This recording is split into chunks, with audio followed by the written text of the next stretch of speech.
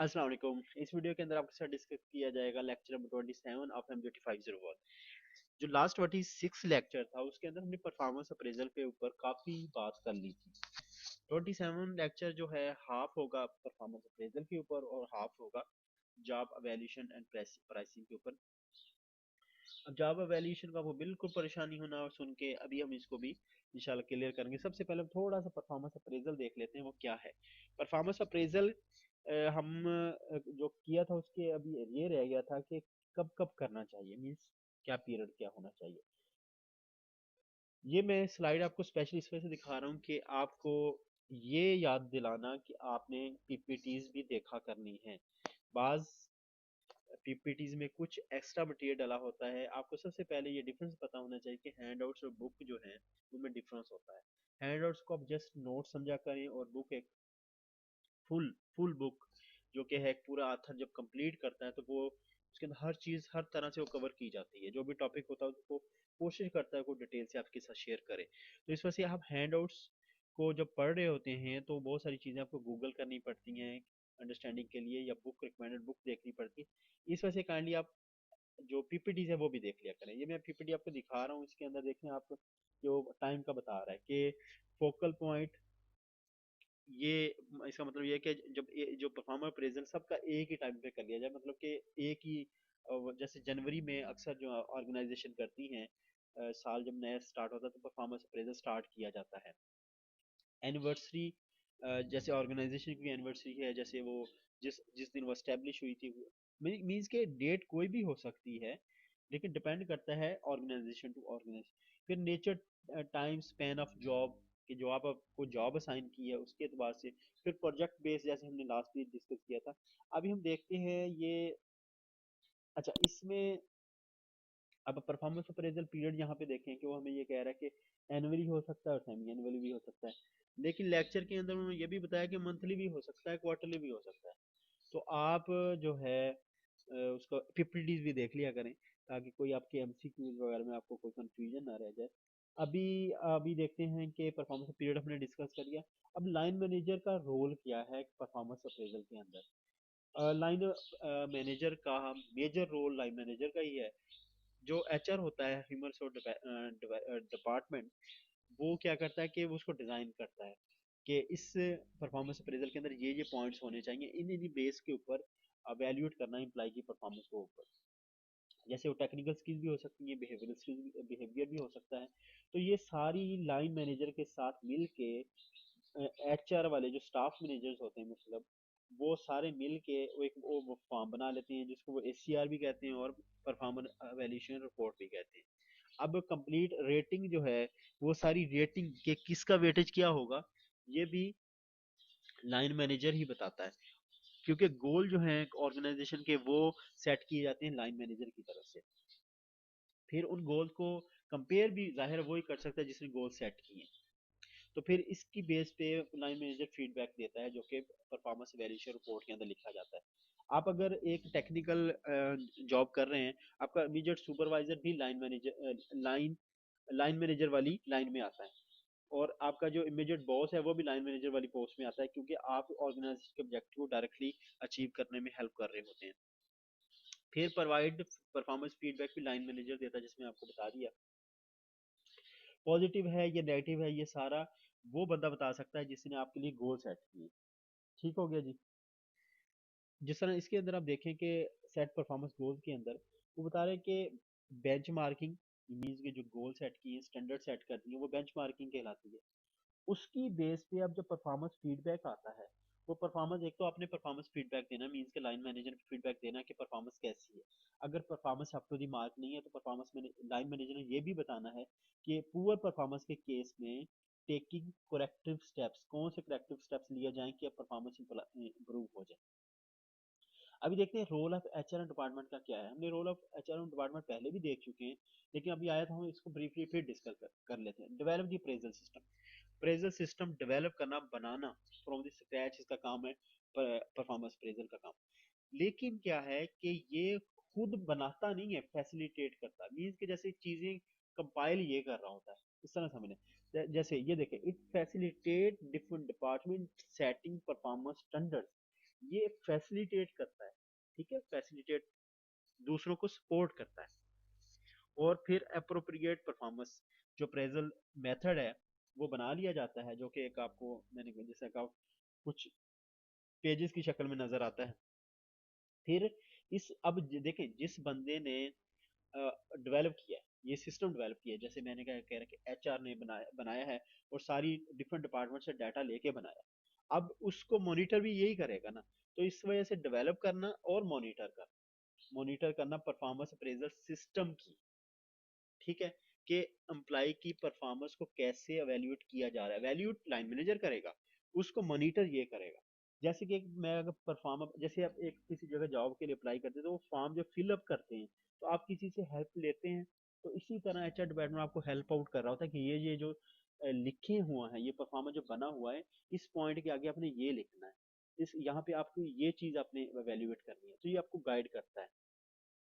ठीक है, अब provide rater training, HR department का काम ये है कि जो परफॉर्मर बना हुआ है उसके पॉइंट्स के ऊपर क्लैरिफाई करे सारे रेटर्स को कि इस पॉइंट का मतलब ये है। आप जैसे वही जॉब वाली जॉब अप्लाई वाली एग्जांपल, कि कोई गलत रेटिंग ना कर जाए इस बेस पे कि उसको समझ नहीं आई परफॉर्मेंस की। ठीक हो गया, तो फिर monitor and evaluate the appraisal system, तो ये वाला जो है इसके अंदर आपके साथ ये डिस्कस कर रहा है कि कोई भी सिस्टम है उसको इफेक्टिवली चलाने के लिए मॉनिटरिंग बहुत जरूरी है। आप उसको ऐसे नहीं छोड़ सकते किसी भी सिस्टम को, आपने बना लिया और आप कहेंगे कि ये बस अल्लाह के आसरे चलता रहेगा, तो ऐसे नहीं होता। इंसान ने उसके ऊपर मॉनिटर करना होता है, करेक्टिव स्टेप साथ साथ लेने होते हैं, जहाँ पे आपको लगे कि डेविएट कर रहे हैं फ्रॉम द टारगेट, तो वो वहाँ पे हमने उसको करेक्ट करना होता है। इसी तरह अप्रेजल सिस्टम आपने बना लिया सारा, उसको इफेक्टिवली मैनेज करने के लिए आपको उसको मॉनिटर करना पड़ेगा। अच्छा, ये इसकी इंपॉर्टेंस के बारे में ये जिक्र कर रहा है कि इसको मॉनिटर करना इस वजह से भी जरूरी है कि पूरी ऑर्गेनाइजेशन इसके ऊपर बेस करी है, कैसे कि परफॉर्मेंस आएगी, आपने उसके ऊपर प्रमोशन देनी है, डिमोशन देनी है, टर्मिनेट कर देने हैं। आप देखें कि अगर किसी गलत एम्प्लॉय को आप प्रमोशन देते हैं फिर क्या रिजल्ट निकलेंगे, किसी सही सही वर्कर को, सही एम्प्लॉय को आप डिमोट कर देते हैं, उसकी पे में डिक्रीज कर देते हैं, ग्रेड बैक कर देते हैं, तो फिर ऑर्गेनाइजेशन का क्या इफेक्ट आएगा कि ज़ाहिर टर्नओवर होगा, एम्प्लॉय छोड़ के जा सकता है। तो ये सारे इस वजह से बहुत ही इम्पोर्टेंट ये है परफॉर्मेंस अप्रेजल को सही मॉनिटर करना। यहाँ पे आपके साथ फेलियर की रीजन डिस्कस करा कि फेलियर किस तरह हो सकता है। देखिए, फेलियर की रीजन ये है कि मैनेजर लैक्स ऑफ इन्फॉर्मेशन, उसको परफॉर्मर का पता ही नहीं है कि कैसे वैल्यूट करनी है। फिर लैक्स ऑफ अप्रेजल स्किल्स, वो स्किल्स नहीं पता जो कि किस तरह किस बेस पे किन पॉइंट को सामने रख के करना है। या manager not taking appraisal serious ही नहीं लेते, ये भी अक्सर देखा जाता है, मैं भी देख चुका हूँ उसको। Employee not receiving feed ongoing feedback, आपने परफॉर्मेंस अप्रेजल बना ली एम्प्लॉय की, लेकिन उसको बताया नहीं है क्या, मतलब किस बुनियाद पे आपकी लिखी गई है। अगर आप बहुत अच्छे हैं तो किस बुनियाद पे बहुत अच्छे हैं, अगर आप बहुत अच्छा परफॉर्म नहीं कर सके तो किस बात बेस पे नहीं कर सके। Ineffective discussion of employee development, कि एम्प्लॉय की डेवलपमेंट के ऊपर कोई ऐसी कंस्ट्रक्टिव डिस्कशन की नहीं गई, हालांकि परफॉर्मेंस सही कैलकुलेट कर ली गई परफॉर्मेंस अप्रेजल ने। फिर in insufficient reward for performance appraisal बना लिया, उसकी बेस पे अभी आपको करना था, प्रमोशन देनी थी या किसी पे में इंक्रीज देना था या रिवार्ड देना था, पॉजिटिव रीइंफोर्समेंट होती है, किसी लेटर ऑफ अप्रिसिएशन होते हैं, कुछ भी नहीं किया, बस बना के रख। तो ये भी एक ये फेलियर की रीजन है, बहुत सिंपल है, आप समझ आ जाएंगी। अब स्ट्रेटेजीज फॉर इम्प्रूविंग परफॉर्मेंस, कि आप इसको इम्प्रूव कैसे कर सकते हैं। ये तीन तरीके हैं, वो तीन चार तरीके यहाँ पे डिस्कस, पॉजिटिव रीइंफोर्समेंट। आपने परफॉर्मेंस, ये परफॉर्मेंस को इम्प्रूव करने की बात कर रहा है, ठीक, परफॉर्मेंस अप्रेजल को नहीं, परफॉर्मेंस को, ठीक है। परफॉर्मेंस हमने वहां से कैलकुलेट की, पॉजिटिव रीइंफोर्समेंट। पॉजिटिव रीइंफोर्समेंट की एग्जांपल आप पहले देख लें, फिर मैं आपको आसान लफ्जों में बताता हूँ। पॉजिटिव एग्जांपल है कॉम्प्लीमेंट्स के, जैसे कहते हैं शाबाश, बहुत अच्छे, जबरदस्त, आपने बड़ा अच्छा काम किया। लेटर ऑफ अप्रिसिएशन या रिकमेंडेशन, वही आपने लेटर के अंदर लिख दिया कि you have done a wonderful job during your last overhaul, इस तरह करके कि आपने लास्ट ओवरहॉलिंग जो हुई थी या जो लास्ट कंपनी का काम हुआ था उसके अंदर आपने बड़ी अच्छी रिकमेंडेशन, बहुत अच्छा काम किया, उसको रिकमेंडेशन एक लेटर दे देना। Favourable performance appraisal, performance appraisal उसका उसकी परफॉर्मेंस पे अच्छा लिख देना, कोई उसकी परफॉर्मेंस ही पे रेज कर देना, ये है पॉजिटिव रीइंफोर्समेंट। अभी इसको मैं आसान लफ्ज में आपको बताऊं, अच्छा पनिशमेंट भी देख लें, फिर इकट्ठे ही एक एग्जांपल में कवर कर लेते हैं। Punishment mean administering a aversive consequences, कि आपने कोई काम किया और आपको अब मतलब कि आपने कोई काम किया तो आपको जैसे गुस्सा किया, आपको कोई सजा दे दी जाना, तो वो जो कॉन्सिक्वेंसेज आए उसके ऊपर आपको सजा भुगतनी पड़े, तो ये पनिशमेंट होती है। अभी इसमें criticising, shouting at employ, assigning an unappealing task, मतलब अनअपीलिंग टास्क कि आप आपने कोई काम गलत किया और आपको वहां से हटा के ऐसे काम पे लगा दिया जाए कि आप मतलब पसंद ही नहीं करते, या उस ऑर्गेनाइजेशन के अंदर वो छोटा काम समझा जाता है, आप पहले बड़ी पोजीशन पे काम करें। Sending a worker home without pay, या आपको घर भेज दें। ठीक है, अभी ये दोनों पॉइंट को समझें। पॉजिटिव रिव्यू, जैसे आप फर्ज करें कि आपने स्कूल गए हैं, ठीक है, और आपने अच्छा काम किया, मतलब नोटबुक अच्छी बनाई और आपने अपना तो टीचर ने आपको शाबाश दी, ठीक है। या आप टाइम से स्कूल पहुंचे और कुछ लोग टाइम से नहीं पहुंचे, तो टीचर ने आपको शाबाश दी, बाकी जो टाइम से नहीं पहुंचे उनको उनकी तरफ गुस्से से देखा, गुस्से से।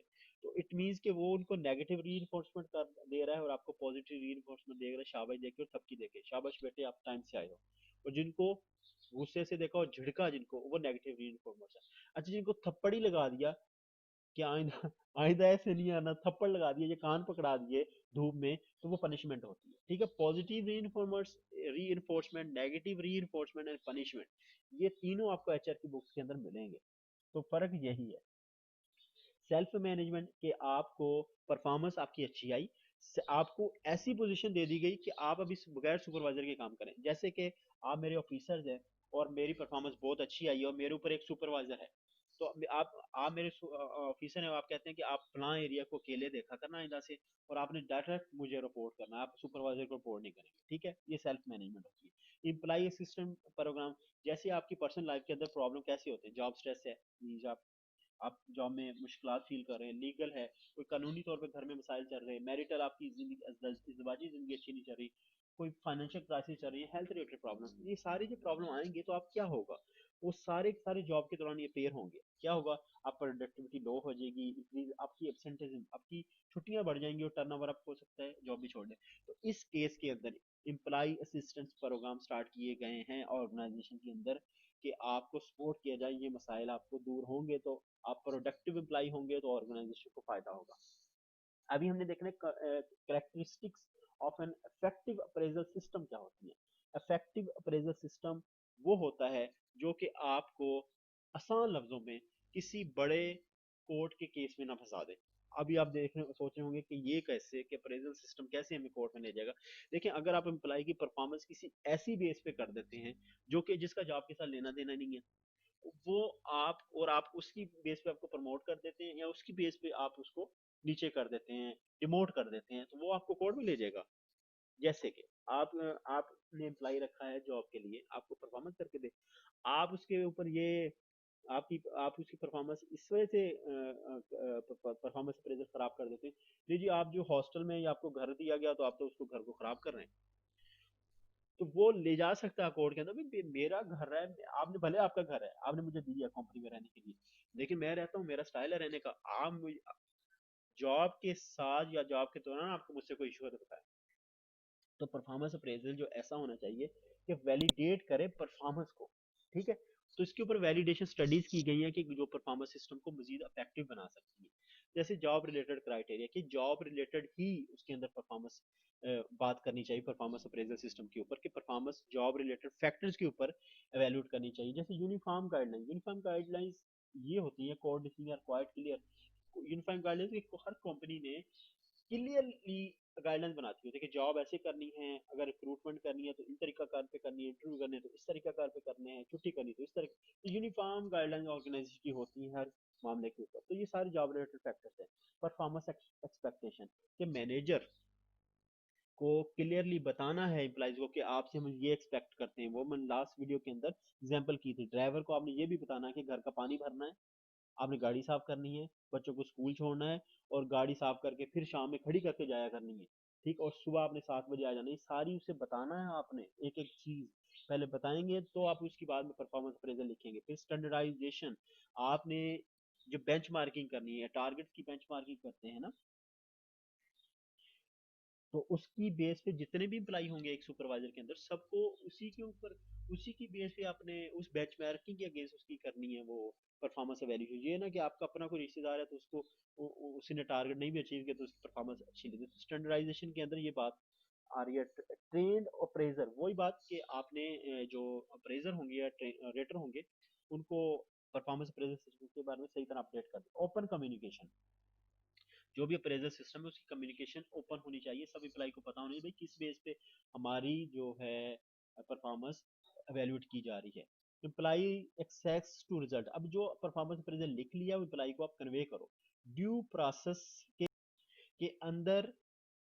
जो आपने एक परफॉर्मेंस पे का सिस्टम बनाया है कि जी इस तरह वैल्यूएशन, ये टारगेट सेट किए जाएंगे, इस तरह एम्प्लॉइज के साथ बनाया जाएगा, जैसे इंटरव्यू किया जाएगा उनका, उनको बुलाया जाएगा या वैसी परफॉर्मेंस की जाएगी, उसके बाद उसके रिजल्ट उनके साथ शेयर किए जाएंगे। ये ड्यू ड्यू प्रोसेस ऐसा होना चाहिए कि अपीलिंग हो, मीन्स कि उनको एम्प्लॉइज को ऐसे फील ना हो कि ये हमारे साथ कोई जैसे धोखा करेंगे और हमारी परफॉर्मेंस बगैर हमसे पूछे या हमारे कन्वे किए बगैर अपने तौर पे लिख लेंगे। देखिए ना, एक रिजल्ट मैं आपके साथ शेयर नहीं करता, आपको डाउट हो जाएगा कि यार रिजल्ट मेरे साथ शेयर नहीं किया जा रहा, तो मुझे बताया नहीं जा रहा किस बेस पे रिजल्ट बनाया जाए। तो ड्यू प्रोसेस जो ऐसा होना चाहिए, अपीलिंग होना चाहिए। ठीक है जी। effectiveness of the appraisal can be created by considering following steps, कि इसको इफेक्टिव कैसे बनाना है, वही बातें बार बार कर रहा है। आप इसको देख लीजिए, कुछ भी नहीं है इसके अंदर, सारी बातें घुमा घुमा के कर रहा है आपके साथ। ठीक है जी। अच्छा, जॉब एवेल्यूएशन के ऊपर हम बात करें कि जॉब एवेल्यूएशन क्या होती है, इसको देखें। Job evaluation means systematically determine the relative worth of jobs to create job structure. अब ये भी देखें, an attempt to identify inputs that are most valuable to the organisation. इसको आसान लफ्जों में ये है कि आप ये देखें कि एक जॉब की वर्थ, कि एक जॉब कितनी इंपॉर्टेंट है दूसरी जॉब के मुकाबले में। जैसे कि आपकी कंपनी का एचआर मैनेजर इंपॉर्टेंट है या उसके अंदर का अंडर काम करने वाला क्लर्क इंपॉर्टेंट है। आपकी कंपनी में काम करने वाले इंजीनियर ज्यादा इंपॉर्टेंट है या उसके नीचे काम करने वाले सुपरवाइजर। आपकी सुपरवाइजर इंपॉर्टेंट है या कंपनी का सीईओ इंपॉर्टेंट है, या सुपरवाइजर इंपॉर्टेंट या नीचे काम करने वाले वर्कर इंपॉर्टेंट है। ये है जॉब एवेल्यूशन कि हर जॉब, हर बंदे की जो जॉब है ऑर्गेनाइजेशन के अंदर, वो कंपनी के ऑब्जेक्टिव को अचीव करने के लिए कितनी इंपॉर्टेंट है। ये कहते हैं इसको, इसको ना फिर जॉब्स को रेट कर लिया जाता है, ग्रेडिंग कर ली जाती है इसके बेस के ऑब्जेक्टिव अचीव करने के लिए कितना इंपॉर्टेंट है। ये है जॉब एवेल्यूशन। जॉब एवेल्यूशन होती किस बेस पे, कैसे होती है? हमें याद होगा हमने जॉब एनालिसिस किया। जॉब एनालिसिस जब हमने किया था उसके अंदर हमें जॉब स्पेसिफिकेशन मिली थी, जॉब डिस्क्रिप्शन मिली थी और जॉब एवेल्यूशन मिलती है। जॉब एवेल्यूशन के मेथड हम यहाँ पे डिस्कस करेंगे। अच्छा, करनी क्यों है, ये क्या जरूरत पड़ेगी, हम क्यों कर लेते हैं जॉब एवेल्यूशन, नहीं करते। आप अगर ये नहीं करेंगे तो आपको कैसे पता चलेगा किसको कितनी पे देनी है, पे स्ट्रक्चर कैसे बनेगा, हायरार्किकल स्ट्रक्चर कैसे बनेगा, कौन किसको रिपोर्ट करेगा, ये कैसे पता चलेगा, कंपनी के ऑब्जेक्टिव अचीव कैसे होंगे। ये सारा जॉब एवेल्यूशन ही आपको बता रही है। तो इसको चार मेथड आपके साथ डिस्कस करेगा, four general job evaluation methods. सबसे पहला है रैंकिंग मेथड। इसके अंदर जो डिस्क्रिप्शन ऑफ जॉब होता है, जो जॉब एनालिसिस ने बना लिया था, वो देखा जाता है और उसकी बेस पे वैल्यू असाइन कर दी जाती है कि जॉब ये कितनी इंपॉर्टेंट है और कितनी ये मुश्किल है। अच्छा, इसमें देखा ये जाता है कि मीन्स डिफरेंट फैक्टर देखे जाते हैं, तो उस फैक्टर्स को देखने के लिए कमेटी बनाई जाती है। कमेटी मैनेजमेंट और एम्प्लॉय की तरफ की होती है।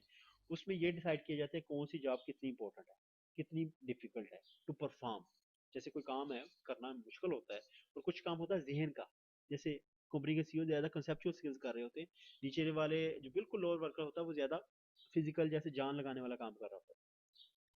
इसके अंदर अब बाकी है सिंपल, मैं जैसा आपको आइडिया दे रहा हूँ। फिर जॉब्स को क्या कर लेते, रेट कर लेते जी फ्रॉम हाईएस्ट टू लोएस्ट। जाहिर है जब भी आप ग्रेडिंग करेंगे तो हाईएस्ट टू लोएस्ट होगी। तो फिर इसमें कुछ इश्यूज है। वो कहता है कि एक इशू तो इसके अंदर ये है कि जब बहुत ज्यादा जॉब्स होती हैं तो ये मुश्किल है मेथड। ठीक है, और हर जॉब को एक दूसरे के हिसाब से वैल्यूएट करना।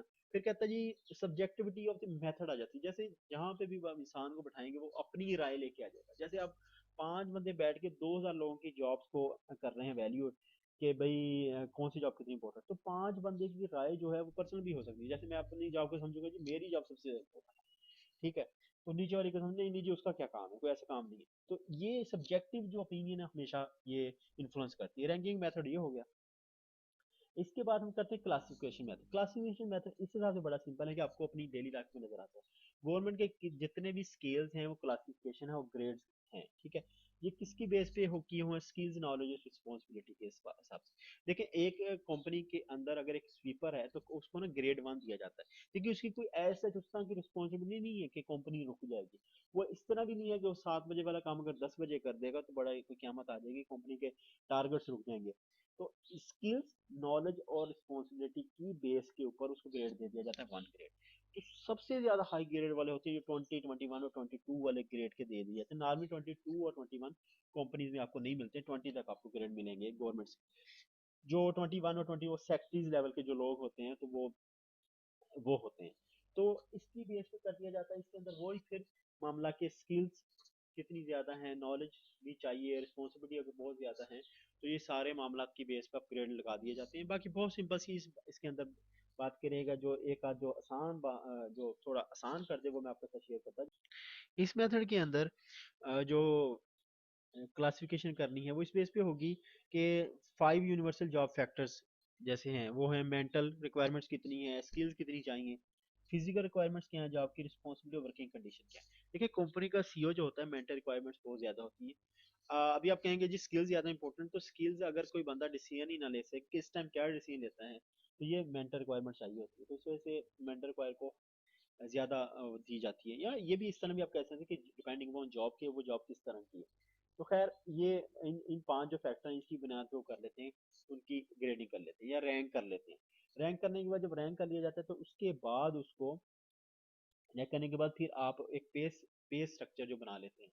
तो इस तरह वो जो पे स्ट्रक्चर बना लिया जाता है, पहले इसकी बेस पर रैंक करें और फिर देख लें कौन सी जॉब कितनी डिफिकल्ट है, डिग्री ऑफ उसकी डिफिकल्टी निकल आएगी। मीन्स आपने डिसाइड करना है कि मेंटल जो रिक्वायरमेंट ज्यादा वाला इंपॉर्टेंट है या स्किल्स रिक्वायरमेंट वाला, स्किल्स ज्यादा है वो बंदा ज्यादा इंपॉर्टेंट है आपके लिए। तो वो तो आपको पता है, आपकी जब रेटिंग कर रहे होते हैं तो इस बेस पे आपने जो भी ग्रेडिंग रखने के बाद उसकी बेस पे आपने पे असाइन कर लेनी है। अच्छा फिर आगे आखिरी method point method. Point method के अंदर ये करते हैं कि जो भी, अच्छा एक बात इंपॉर्टेंट याद रखिए कि जो सारे मामला ये चल रहे हैं, जितनी भी ग्रेडिंग कर रहे हैं, क्लासिफिकेशन कर रहे हैं, जॉब एनालिसिस मेन है इसके अंदर। जैसे कि इसके अंदर आपने पहले जॉब एनालिसिस किया, आपने ना जॉब एनालिसिस के जरिए आपने जॉब डिस्क्रिप्शन लिख लिया, आपको पता चल गया, ठीक है। उसकी बेस पे ना आपने फैक्टर देख लेने, जॉब डिस्क्रिप्शन लिखा कि ये रिस्पॉन्सिबिलिटी ये काम करना है इस बंदे ने, इस एम्प्लॉय ने ये काम करना है, उसकी बेस पे आपको फैक्टर पता होने कि उसकी एजुकेशन क्या हो, एक्सपीरियंस क्या हो, जॉब क्या हो, नॉलेज या एक्स्ट्रा, ये में जो मैंने येलो कर दी है सारी उसके अंदर आपने चेक करनी है। अब इन चेक करने के बाद आपको पता है कि किसकी क्या इंपॉर्टेंस रखनी है, उसका एक वेट डिफाइन कर लेना। मीन्स कि आपने कहना कि ये फर्ज करें कि आप इनिशियल एक इंजीनियर हायर करने लगे हैं, तो अपनी एजुकेशन उसकी जी बी बैचलर ऑफ इंजीनियरिंग होनी चाहिए। आप कहें जी बैचलर ऑफ इंजीनियरिंग हो डिग्री, तो जी 10 पॉइंट है इसके, 10 आउट ऑफ 10 है। फिर एक्सपीरियंस अगर हो, 3 साल का एक्सपीरियंस हो, इसको 10 पॉइंट और है। अगर 2 साल का तो 8 पॉइंट देने। ऐसे करके आपने ना उसकी न्यूमेरिकल वैल्यू असाइन कर देनी है सारे फैक्टर्स को। आपने जॉब एनालिसिस किया, जॉब डिस्क्रिप्शन लिख लिया, फिर आपने फैक्टर कर लिए, किन फैक्टर पे आपने करनी है उसकी, उसको ग्रेड करना है। तो ये पॉइंट आप फिर इसको आप जो न्यूमेरिकल वैल्यू असाइन कर रहे हैं वो समझे कि इस बेस पे उसको कह रहे हैं पॉइंट मेथड। न्यूमेरिकल वैल्यू आपने असाइन कर दी और जब एंड में सम ऑफ दीज वैल्यू सबको जो पॉइंट बने तो क्वांटिटेटिव असेसमेंट आपके सामने आ जाएगी और आपको पता चल जाएगा कौन सी जॉब कितनी इंपॉर्टेंट है, ठीक है ना एंड में। अच्छा इस सिलसिले में एक बड़ा मशहूर मेथड है जिसका उसने नाम किया हे गाइड चार्ट प्रोफाइल मेथड। ये करता है जॉब को या जॉब रोल्स को इस बेस पे करता है ग्रेड कि नो हो कि आप जो जॉब परफॉर्म कर रहे हैं उसके लिए जो एम्प्लॉय उसकी नो हो कितनी है, उसका उस जॉब से रिलेटेड कितना नॉलेज है, प्रॉब्लम सॉल्विंग, वो जो प्रॉब्लम है उसको सॉल्व करने के लिए क्या आपको एनालाइजिंग, आपको जहन यूज करना पड़ता है, स्किल यूज करना पड़ता है, नॉलेज यूज करना पड़ता है, या फिजिकल जो सारी रिक्वायरमेंट है ये भी जरूरी है। तो ये प्रॉब्लम सॉल्विंग किस तरह है उसकी अकाउंटेबिलिटी, जब आप डिसीजन ले लेंगे तो आप अकाउंटेबल हैं, आंसरेबल हैं, या आपके ऊपर वाला आंसरेबल है। तो आपकी कितनी रिस्पॉन्सिबिलिटी है कि आप जो अगर कोई गलत या सही कर लेते हैं तो आपका अकाउंटेबिलिटी है कि नहीं। तो इस तरह करके माशाल्लाह से हमने जॉब एवेल्यूशन परफॉर्मेंस अप्रेजल के दोनों पार्ट्स को यहाँ पे कवर कर लिया। नेक्स्ट वीडियो के अंदर इंशाल्लाह दोबारा मुलाकात होगी, तब तक के लिए अल्लाह हाफिज। याद रखिएगा आखिरी बात फिर मैं एंड में कहना चाह रहा हूँ, पीपीटीज एंड में पढ़ लिया करें, पीपीटीज पढ़ा करें, हैंडआउट्स को अच्छे से पढ़ा करें, वीडियो लेक्चर लेना ना छोड़ें, चाहे मेरे लेक्चर लें चाहे किसी की भी लें, वीडियो लेक्चर से आपको क्लियर होता है। चले जी, अस्सलाम वालेकुम, अल्लाह हाफिज।